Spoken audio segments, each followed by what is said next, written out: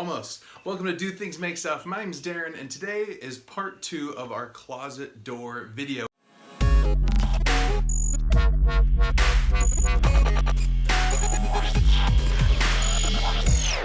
It's been a few years.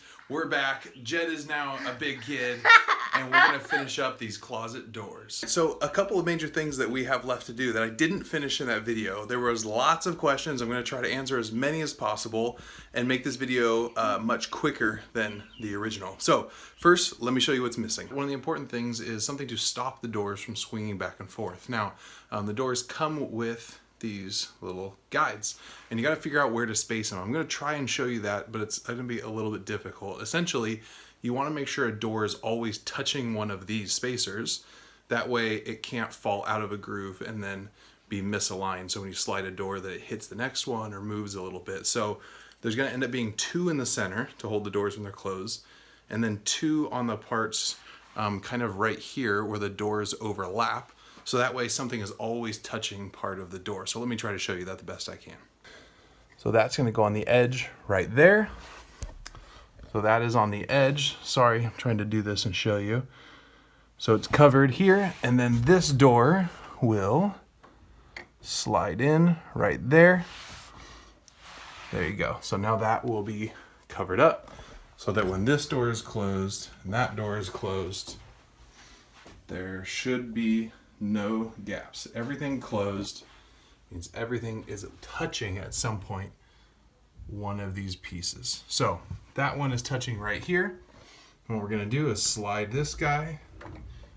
One of these is going to go right here, which is the center of the door, and then another one is going to go here for the center of this door. So one of the best ways I've found to do this so far is to start with your outside doors. You can go ahead and put those there, slide the inner 2 inside. We're going to close this door, which will line this guy up. Perfect. This door is now in the center. This one goes in the center, and then we'll close this one. There we go. All right. So, closer inspection, we have this one, the 2 in the center, and the one there. Now, what I'm gonna do is I'm gonna mark them all really quickly with a pencil, just so I can see where they are, because I'm gonna have to open the doors to stick down the door guides. So, need a little double-sided sticky tape, a pencil, we'll get this done. What I've decided to do is to use a little bit of double-sided sticky tape to hold them there, so that when the double-sided sticky tape is on, I can hopefully adjust them a little bit before I fully press it down. Another option would be using a hot glue gun. You have a little bit less working time, but it would hold it in place really well. Then afterwards you can drive in screws or not. Now I'm using 3M, this VHB tape, that it's a permanently adhesive double-sided tape. I was looking it up a little bit because it's really interesting. They use it a lot of times to install solar panels on like RVs or roofs like that. Seems a little sketchy to me, but people do it. I also watched a video that Disney uses it to hold stainless steel siding on the side of some of their buildings in California, because it is able to expand and contract. So things where rivets or bolts would fail, apparently this double-sided sticky tape is able to make it happen. So we're going to use it here on our closet doors and hope that my kid can't break them.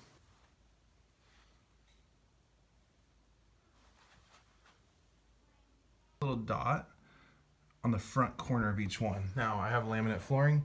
That dot will wipe right off. But I put a little dot so that I can move them and hopefully be able to put them back in exactly the same spot.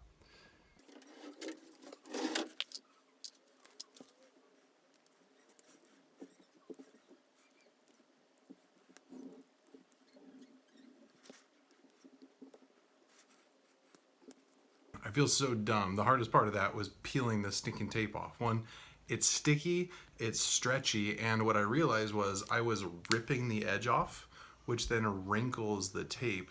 It doesn't give me an edge to pull it from because it's all stretched out and funky. If you cut it with scissors, you have a little edge you can peel it from. If you have nails, which I don't have, I wish I just had a little bit more of them. I just cut them today. which made things a little bit harder. But the hardest part of that is sticking or unpeeling double-sided adhesive tape. You can do it.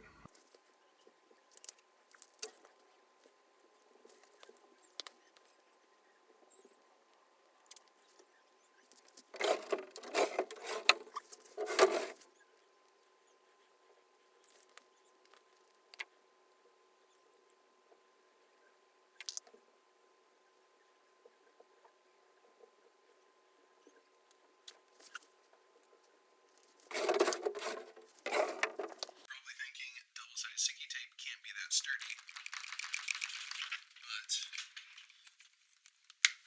legitimately very sturdy. Another question I got quite a bit was, what am I doing about these, or why didn't I use door blanks? Well, one, we wanted these handles. Just gives me a really easy way to open and close them, especially because this room is for our 2-year-old. And honestly, when the doors are closed, you don't see them, so I am not worried about it. I don't think my wife is either. She's the one that really matters. But I do like these. So blank doors, I would have had to cut these myself. I'll take having to pop those in and having a little thing. If I wanted to fill them, I would probably get a paint stick, cut the edges with a razor knife, shave it a little bit, glue it in, put a little wood putty, sand it. Not that big of a project, just didn't feel worth it for me. All right, so here's the next part we're gonna do. We're gonna try and figure out how to cover this top up. What I did is I went to Home Depot and I bought some of this. It is a trim board.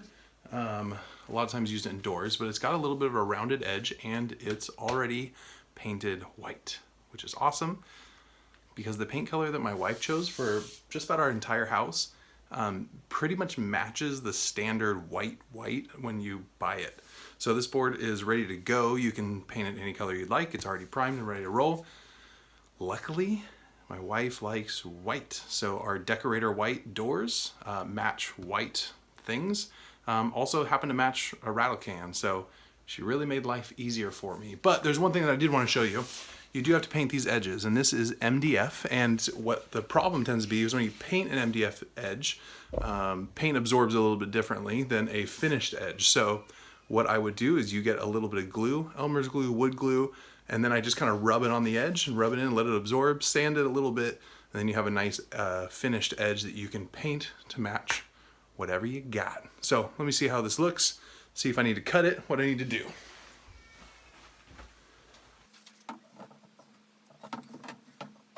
Looks like it's gonna fit with about a 1/2 inch on each side hanging over. I will take that. All right, so here's what's going on. I drove a nail into the edge of the board, so that way I can hold it up there by myself, hammer in one side, throw a level up, nail in the other side.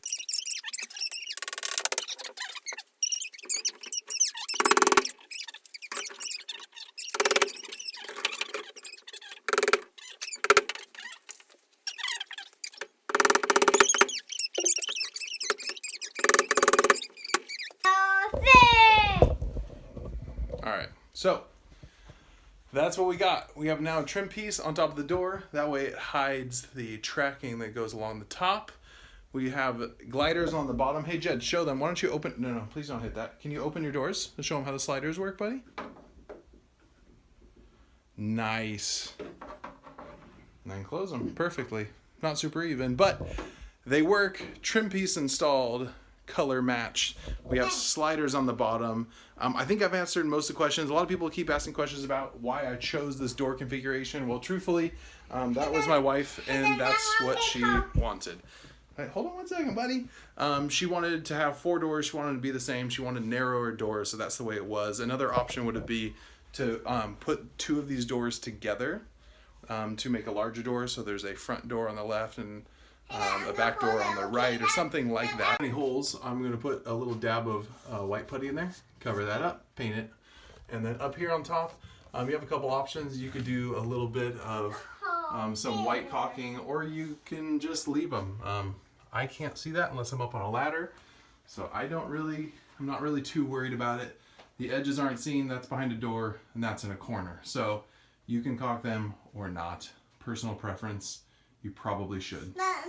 Lots of different options on door configuration. You could have done 2 large doors on this side and 2 large doors on that side. You could have them both in the back or both in the front. It really just depends on how you want to use them. We wanted 4 smaller doors that moved independently, And after kind of sitting and staring at them for a while, this is the way that my wife wanted to have them laid out. The two smaller doors centered and the outside doors independently. Now, they can all slide, that way they all open. Then this side's all open, or they can slide the other way and one half's open. The middle can be open. There's a lot of different ways that it could work. So that's why we chose this configuration. So if you guys have any more questions, you can post them in the comments below. I'm gonna put the 3M tape link on Amazon down there. If you need to find it, I'll also put a link for the door track sliders. I know there's been lots of questions. I know this video has been very, very, very delayed. My hope is that I start doing this again more consistently. I can hold it. Okay, hold on one second, buddy. Here you go. Come here. But with this kid in the mix, and now at number 2 here, you probably heard her along the way, things are a little bit crazy. So I'm going to be posting more videos. I'm starting to make a bunch of charcuterie boards. I'm redoing my garage into a little bit of a permanent wood shop. So there's a lot of things in the works. It'll be a little bit of woodworking, a little bit of DIY, a little bit of home remodeling stuff, and hopefully just our family doing great things. I love to do camping and overlanding, and that's a little bit of our channel. So if you want more videos like this, more videos of woodworking, more videos on whatever you have questions about, I would love to be doing that. So down here is a subscribe button. You can subscribe now, or check out some of the other videos that I have already made if you're interested in batteries, solar generators, some of that stuff. I did one of those videos as well. You can check that one out. If you have any questions, post them. I will respond to your comments and do the best I can, maybe to shoot another follow-up video if needed. But this is our closet door remodel for Jed's room. Hey, what do we name Bear? What's his name? What's his name up on the wall? What's his name up there? What's his name? Jed. Who's that guy's name? What's his name? His name's Bear, right? Yeah, we have a bunch of bears. They're all named Bear. So, can I call it? yeah, all right.